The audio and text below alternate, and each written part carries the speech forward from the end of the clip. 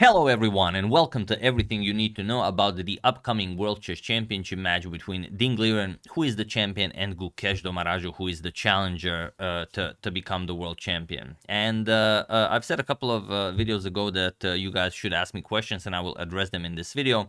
So I will address some of those questions that I wasn't planning on answering altogether. And before I forget, we already know who will have the white pieces in the first game. It will be Gukesh. So Gukesh will have the white pieces, and then of course it will change every game. Now regarding the most popular question, who are the seconds for this match?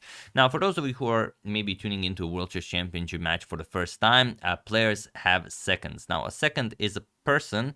For the moment, I believe it is required to be a person. That helps the actual player who is competing in a World Chess Championship match throughout the entire World Chess Championship, but also throughout preparation. So I think it could involve everything from like exercise, diet, preparing the actual games, solving puzzles, motivating them. So it's I believe it's a really tough job, and of course they have to be strong players.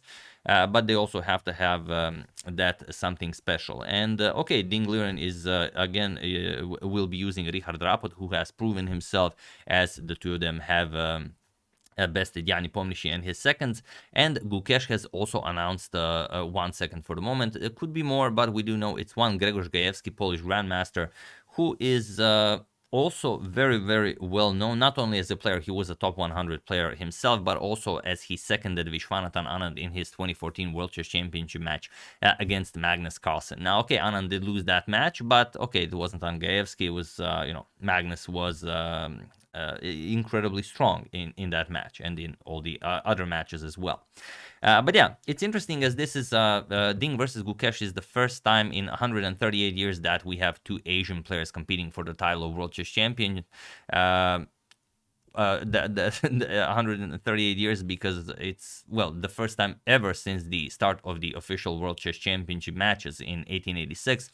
In 1886, of course, that's not counting Morphy versus Andersen, but it does count from Wilhelm Steinitz versus Johannes Zukertort, and Zukertort was the student of Adolf Andersen, so it's basically the clash of two schools.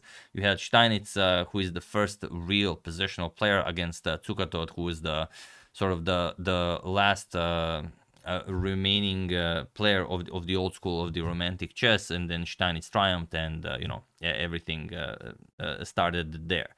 But that can be considered the start of the official World Chess Championship cycle, and it's been 138 years since then.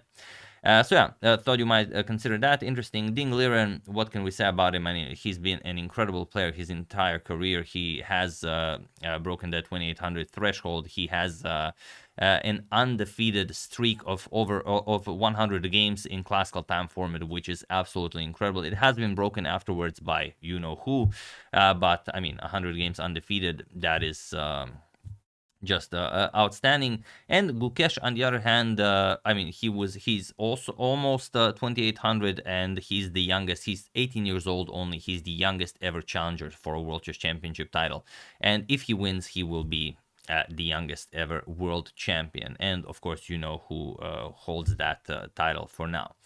Now, this is the venue. I don't think we discussed it yet, but this is the venue. The match will be played in Singapore, in this wonderful venue, Resorts World Sentosa, renowned for its luxurious facilities and world-class hospitality. And also, it's interesting that it is, only the second time that a World Championship match is hosted in South Asia since Bagayo in 1978. Now, regarding the time format, it is again the same as in the previous one, and one that I really love. It will be a best of 14 classical games, and the time control will be 120 minutes for the first 40 moves, and then 30 minutes for the rest of the game, with a 30 seconds increment starting from move 41. And this is crucial, I believe, for a World Chess Championship match to be exciting and relevant, because if we had the increment from move 1, we just there would never be that tension going towards move 40, when players could be down to like 3 minutes and you still have to make 3 more moves and the position is crazy. It's very rare that the game gets decided there, but it's so intense, and I love that in World Chess Championship matches. I would really hate it if we had increment starting from move 1. The prize fund, an incredible staggering $2.5 million, and there is also a bonus for every game they actually win, because in World Chess Championship matches, aside from Carlsen and Nepo, it's very rare that you actually win a classical game.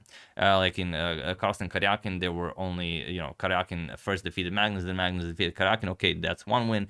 Then Magnus versus Caruana, 0 wins in classical chess. Yeah, that's a bit of an issue. Because people really would like the World Chess Championship match to be decided in classical, not to go into in rapid. I myself don't mind. I would also love to see rapid games, but I would also, I wouldn't mind if we had like 3 decisive games for Ding, 3 decisive games for Gukesh, and then it gets resolved in rapid, or maybe even Blitz, or maybe even Armageddon. I would just hate it, for it to be like 14 draws and then we go into tiebreaks. But that's why they added 2 more games, because before it was 12 games and then rapid tiebreaks. Now you have 14 games and then rapid tiebreaks, and that's pretty much it. I don't know if you know, Google is the main sponsor for this event, so that's pretty huge for chess, having such an amazing sponsor. And yeah. What will it be? Ding, who already defeated Gukesh twice, he defeated him this year in Tata Steel and last year in Tata Steel. Like I said, I've already shown all of the games between Ding and Gukesh, so I cannot show you more, but I will show you a fun game by Ding, and also maybe tomorrow I'll show you a fun game by Gukesh. But yeah, this is the first time that Gukesh will get a chance to beat Ding, and if he wants to win the World Chess Championship title, he will have to beat him. But yeah, like I said, Fischer also never defeated Spassky until they've met in a World Chess Championship match, and Spassky has defeated Fischer prior to their World Chess Championship match. So it doesn't matter, if you play well, you will definitely win. And I believe a lot of people consider Gukesh to be the favorite simply because Ding just isn't having the best year, or even more. Probably his last great classical win was against Gukesh in Tata Steel this year. If you haven't seen those games, I will put 2 links in the description below, leading you to the 2 games that Ding has defeated Gukesh. But yeah, it's going to be interesting. I'm very much looking forward to it. I will cover the every game as soon as it's finished, so you guys will be well informed. I might even stream some of the games. I'll see if I'll be able to manage with time. But okay, I don't think it's necessary. There are so many people streaming. If you guys would like it, maybe I'll, if we get 5 draws, I will definitely stream game 6. That could be interesting. But yeah, that's pretty much it. If there's anything else that you would like to know that I've missed, sometimes I miss stuff even though I prepare it, so just mention it. I will address it in the next video. But this is a game I haven't covered, and it's a beautiful win against the Scandinavian defense. I myself am a Scandinavian player, but I play another line. I don't play Queen D8, I play Queen D6. And I thought you guys might enjoy this miniature. It was played in the FIDE World Blitz Team Chess Championship, and the Ding just plays a remarkable attacking game. So let's check it out. We have pawn to e4 by Ding and pawn to d5 by Azamat Utegaliyev. We have captures on d5, as one always should play against the Scandinavian. Queen captures and knight to c3. And there are 2 main replies, and the third one. Queen to d8, queen to a5, and my personal favorite, queen to d6. I've also made a tutorial on this line. I've also shown you a game where I've defeated a FIDE master in classical chess with this queen to d6 line. Also, if you haven't seen that, also, some links in the description below. But yeah, here, queen to d8. And okay, Ding just continues with pawn to d4. You have to free up the bishops. We have pawn to g6, knight to f3, and bishop to g7. We have bishop to c4, and now knight to f6. We have castles, and now pawn to h3, pawn to a6, and pawn to a4, stopping pawn to b5. So this is all, it has been played before. Knight to c6 and rook to e1. We have pawn to b6, and now bishop to e3 has been played, bishop f4 has been played, pawn to b3 has been played. We have bishop to g5 by Ding, and it is now as of move 11 that we have a completely new game. We have bishop to b7, queen to d2, and now queen to d6. Nicely developing and preparing to bring the rooks into the game, and the Ding could take advantage of this slow maneuvering with a move like pawn to d5, as the e5 square is nicely covered by by the knight and the rook, but rook 8 to d1 first. And this is just hard to resist, especially if you're an attacking player. You know, rook 8 to d1, the Anderson move is just so pleasant to play. Queen to b4 attacks the bishop, and the bishop back to f1. We have rook 8 to d8 and pawn to d5 attacking the knight. Knight to a5 and now bishop to f4, putting pressure on c7. And you should really consider queen captures on b2. But as this is a blitz game, of course, you cannot see everything. Pawn to c6. Pawn to d6, now sort of threatening captures on e7, but not really, as your queen is on d2. Knight to h5 attacking the bishop, and now d captures on e7. Now look at this. The queen is hanging, the bishop can be captured. What is this? The two rooks are hanging. What can you play here? Well, rook captures on d2. It is by far the best move. You have to capture Ding's queen. E captures on f8 with check, as Ding brings another queen into the game. Bishop captures on f8, and now bishop captures on d2. So, okay, why did the Ding sacrifice the queen here? What does he have? Well, let's see what happens. Queen captures on b2. This is by far the best move. Rook to e8. And now we already get a glimpse into what Ding is trying to do. He wants to play bishop to h6 and checkmate the black king by playing rook captures on f8. So can that be stopped? Knight to g7. First kicks away the rook. Rook to b8. Attacks the bishop, but okay, it's defended by the knight. But the real threat is moving the bishop and playing rook to d8. So can this be prevented somehow? Queen captures on c2, and now if you move the bishop, you're going to lose the knight. But it doesn't matter. The knight is completely irrelevant here. Bishop to h6. And yeah, you can't really capture the knight, but you have to do it, as it is the best move.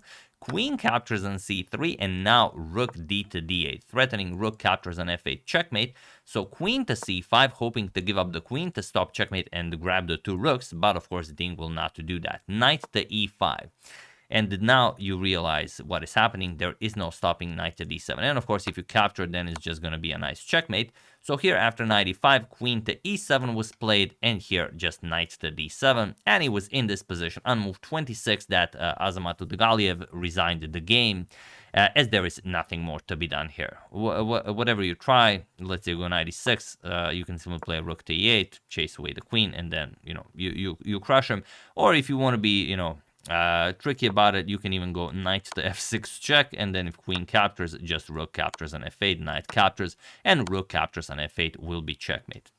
So yeah, you guys said, okay, I have covered all of the games Ding played against Gukesh, but you would like to see a nice fun game that the Ding actually won, as he does, you know. He's been having some issues winning games lately, even though he plays really impressive chess, and you know, he plays like really well. He doesn't lose, but he just doesn't win games. Which you know, if you consider Ding from, let's say, 2017 to 2018, he was unstoppable. Like if you had like 5 engine lines that were like 0.00, Ding would always, you know, go for the one that involved the triple P sacrifice. That's still 0.00, but that no one else could calculate, and then he would just crush everyone. So will we see that Ding face Gukesh, or the Ding we've been seeing for the last year? Well, it's hard to say. We'll have to, you know, wait 2 more days to see it. So yeah, hopefully I've covered everything. I mean, it's a wonderful resort. Everything is set for the match to begin. If you have any other questions, do use hashtag question, let's say, so I can, you know, search more easily. And yeah, that's pretty much it. Hope you enjoyed this nice game by Ding. If you also have a nice game by Gukesh that I still haven't shown, use hashtag suggestion, and I will definitely show it next. But yeah, that's pretty much it for now. I would like to thank Julapo, Jeffrey Johnson, Vivek Pal, Dan McCormick, and David Gasparian for your contribution to my channel. Thank you a lot. I really appreciate it. As usual, you can check 2 of my previous videos here. Thank you for watching, and I will see you soon, continuing to check up on your wonderful suggestions and whatever else happens in the chess world, and the World Chess Championship match is what is happening. So thank you all. I will see you soon, and have an excellent rest of your day. And I can't remember if I mentioned that at the beginning of the video, but Gukesh will have the white pieces in the first game. See you soon.